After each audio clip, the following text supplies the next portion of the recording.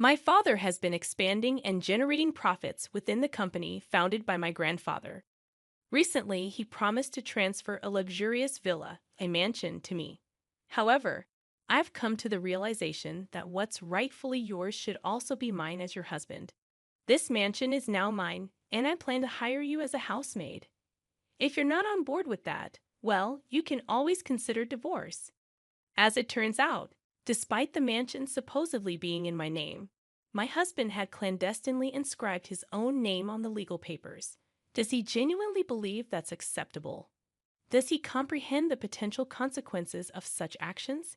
My name is Aaron, and while I don't intend to boast, I was born into a wealthy family. My father, the CEO of several companies, inherited the business from my grandfather, who initially started a small shop repairing and selling TVs and music systems. Over time, the company flourished, expanding into various branches and diversifying into the IT sector. My father's foresight, selling computers and accessories before they gained widespread popularity, proved to be a lucrative move. Besides IT, he ventured into real estate, collaborating with local businesses and actively contributing to community development. My mother served as the vice president of the company, and after studying it in college, I joined the family business. Despite the outward appearance of affluence, we didn't live as extravagantly as portrayed in TV dramas. My father believed in instilling good values, rejecting the notion that spoiling a child aids in their responsible growth. Our family home was spacious, and we had a maid, but as a child, I actively participated in household chores. Dining at fancy restaurants occurred infrequently, and our international travels were limited to once a year, with the majority being local trips. My school life seemed quite ordinary, and it would have been challenging for anyone to guess that my family was affluent.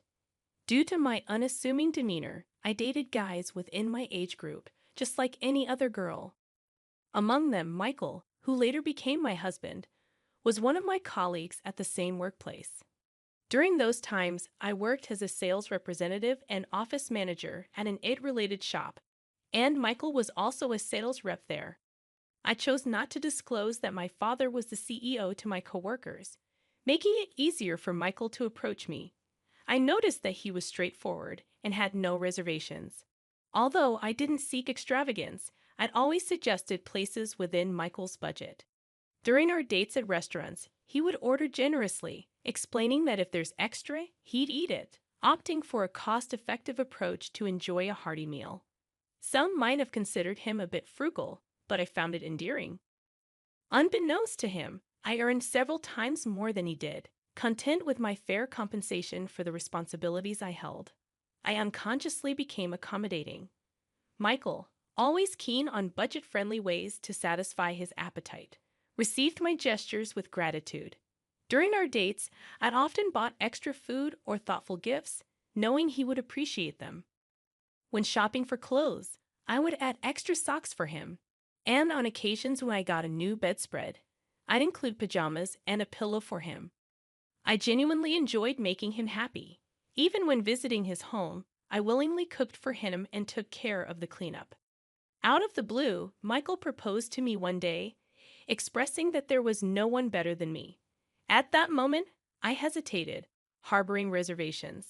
After all, my father was the CEO of a major company, and he held a prominent position at my current workplace. I feared that if Michael were to discover this, he might reconsider our relationship.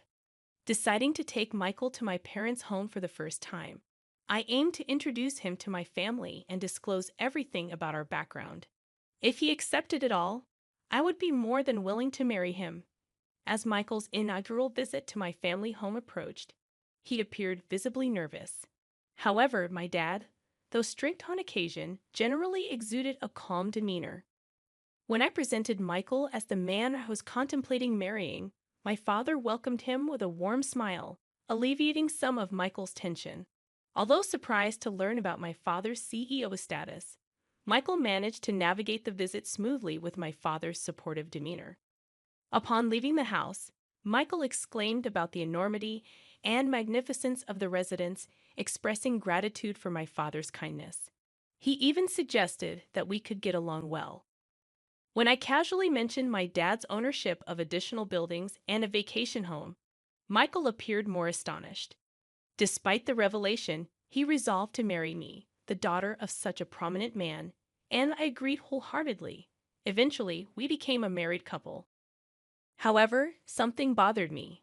At the moment of accepting his proposal, I noticed a slightly mischievous grin on Michael's face for a split second. Dismissing it as his quirky way of smiling, I didn't dwell on it, but perhaps had I paid more attention, I could have averted the impending tragedy. As Michael and I moved into a typical, not overly luxurious apartment, he seemed to grasp the significance of my father's status. Yet I never explicitly disclosed my income, maintaining a modest lifestyle. Gradually, Michael's demeanor changed after settling in. While I balanced work and household responsibilities, he started demanding more. One evening, as I prepared dinner, he asked, "What's for dinner tonight?" In response, I informed him that I had prepared his favorite curry rice. However, to my surprise, he appeared dissatisfied as he sat on the sofa. Letting out a sigh, he expressed his desire for something like a prime beef steak once in a while. This caught me off guard, as he had never complained about my cooking before. I pointed out that prime beef was quite expensive, but he clicked his tongue in annoyance, insisting that, considering my father's earnings, indulging in prime beef occasionally should not be a big deal. Reluctantly, I agreed to get prime beef for the next day.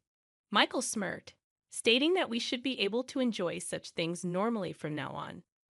While my salary could afford such luxuries, my previous lifestyle had instilled a reluctance to spend so extravagantly. However, to avoid issues early in our marriage, I resigned myself to the decision to actually cook prime beef steak. Unfortunately, Michael's lavish tendencies did not stop there. He frequently requested expensive ingredients for meals and specified upscale restaurants when we went out. His cravings extended beyond food, manifesting in desires for a TV larger than 60 inches and even suggesting we should purchase a massage chair for the sake of relaxation after work. These remarks became more frequent, and I began to feel that it was getting out of hand. I questioned the need for such extravagant items, expressing my concern about the expenses involved. Frustrated, I finally retorted, asking him if he thought we were made of money. I challenged his extravagant lifestyle, stating that living so lavishly was unnecessary. In response, Michael made a displeased face and clicked his tongue again, expressing his discontent. He argued that, as the husband, he contributed to the household expenses and insisted that I should listen to him. However, his statements puzzled me, as his contributions, while appreciated, did not amount to a lavish sum. In fact, I contributed more, a fact I never disclosed to him. Despite my substantial financial input, he made these assertions without hesitation. This change in Michael's behavior left me questioning his mindset. He was not like this before, and I couldn't comprehend why he had changed at that moment. I found myself in a state of confusion, unable to comprehend Michael's recent behavior. In response to his audacious requests, I decided to temporarily appease the situation by telling him, "All right, I'll think about it."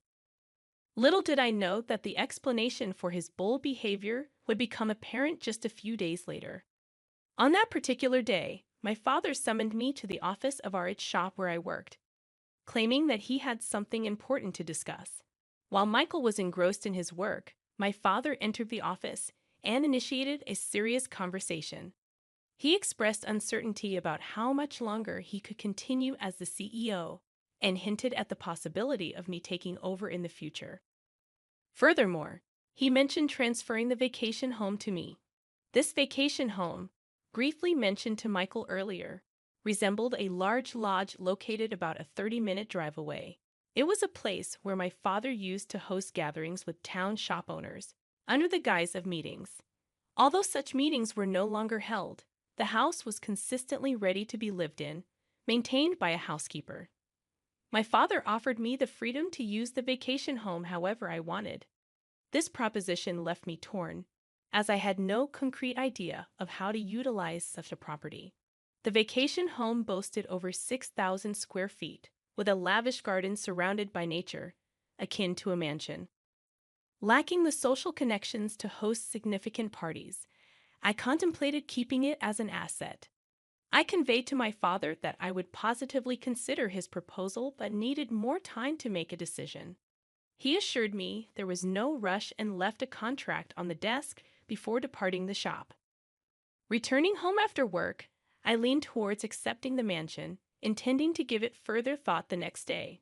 However, the following day brought an unexpected turn of events. Upon arriving at work, I discovered that Michael, who typically arrived before me, was absent from the shop. Intrigued, I entered the office only to find him there. Instinctively, I asked, "What are you doing here?" To my surprise, he flashed a document in my face, stating, "I overheard the conversation about the mansion yesterday. Sounds like an amazing deal, right?" Dumbfounded by Michael's audacious move, I reluctantly signed the document he flaunted, a contract my father had handed me just the day before. Shockingly, Michael had inscribed his own name on it.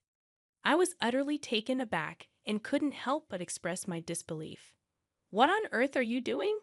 I questioned him, but Michael, without a hint of remorse, casually responded, "Why not? Your dad said he's giving away an amazing mansion, right? If you won't decide, I figured I'd take it." He said this with a smirk, but there was no way I could accept it. Persistently, I pleaded with him, emphasizing the house's worth of $4 million and my father's intention to give it to me. However, Michael dismissed my concerns with a nonchalant laugh. $4 million? Dan, that's impressive. Think about it. I have the right to this mansion because you're my wife, and I'm your husband, so I have a right to what's yours. Moreover, your dad really likes me. He probably won't have any complaints. So from today, this villa is my house. If you live in a wealthy house, you've got to make use of it. How about I hire you as a maid in this mansion? If you have any complaints, I'll divorce you any time," he confidently declared. It was at that moment when I recalled Michael's past actions and words, and everything finally clicked. He seemingly had no qualms about taking from others, even if it meant practically stealing, without feeling guilty. During our dating days, I'd always showered him with gifts, but he never reciprocated. My giving nature might have corrupted him, leading him to believe that what was mine was automatically his. My dad's kindness to Michael likely made him feel my father was easy to manipulate, and perhaps he perceived me as even more gullible. With a plan forming in my mind, I decided to confront him. I declared, "Fine then. This mansion is yours, but I'm not going to be your maid. Let's get a divorce. Take care." After that, I returned to my job and, during my lunch break, called a divorce lawyer to initiate the process. Michael, seemingly unfazed, responded with bravado, claiming he was fine with it and canceling the lease on his current place. Little did he know that tragedy was about to hit him, and he just hadn't realized it yet. Later, I went back to my parents' place and shared everything with my father. From that point on, everything unfolded according to my plan. A few weeks later, Michael called me in a state of panic, having received an enormous bill. While his shock was understandable, it was only fair, considering the fixed property tax on the $4 million house he had claimed as his own. I casually informed Michael that he should expect to pay around that much for the property tax. However, he appeared utterly clueless, lacking knowledge that paying tax on owned property is common. Normally, my father would have covered the tax if he had received the property, but upon hearing the entire story, my usually calm father was furious. Despite my warnings about my father's strict nature, he declared he can have it if he can afford it, and accepted the property transfer to Michael. To be honest, a part of me wanted Michael to learn a tough lesson, and there was no way he could afford the hefty amount. Frustrated with Michael's persistent pleas, I decided to deliver a final blow. The annual property tax, I revealed, amounted to about $60,000. It dawned on me that Michael always had a mindset of trying to take advantage of his friends, possibly driving them away and leaving him without anyone to teach him common sense. Acknowledging that I may have been a bit unreasonable, I admitted that my once cute perception of Michael had drastically changed. Without any sympathy left, I hung up the phone. Subsequently, Michael couldn't sustain living in the house and faced forced eviction. Realizing he couldn't afford it, my father reverted the property deed back to my name, incurring the gift tax himself. Meanwhile, Michael faced severe consequences. He was fired from his job and charged with unlawfully changing the property deed. He received scoldings from his parents and was shunned by acquaintances. Now jobless and friendless, he barely scraped by in a rundown apartment, working odd jobs. His parents were even considering disowning him. As for me, I've been gradually preparing to take over my father's company. My father once told me that success in business doesn't come from looking for shortcuts. Reflecting on the fact that I almost married Michael, I deeply understand the truth in his words. Inspired by my father's greatness, I push forward every day in my involvement in running the business.